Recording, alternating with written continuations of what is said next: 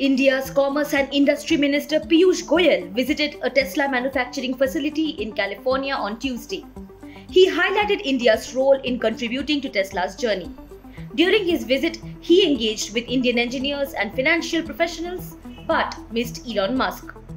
The Twitter chief was unable to meet the minister in person as he was reportedly unwell. Responding to Goyal's post on his visit to the Tesla factory, the billionaire said that he was honored by the minister's visit and said that he looked forward to a future meeting. Goyal's post on X read, visited Tesla's state-of-the-art manufacturing facility at Fremont, California. Extremely delighted to see talented Indian engineers and finance professionals working in senior positions and contributing to Tesla's remarkable journey to transform mobility.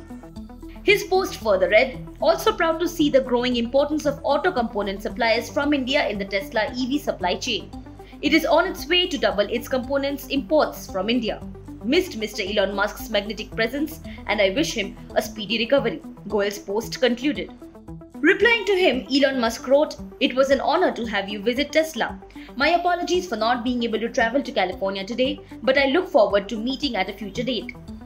According to sources cited by Reuters, Tesla is actively pursuing the establishment of an Indian factory aiming to manufacture a $24,000 car within the country. The visit assumes significance as there are reports that India is looking at giving customs duty concessions to Tesla for setting up a plant in the country. In September, Goyal said that the company is looking to source components worth around $1.9 billion from India this year against $1 billion in 2022.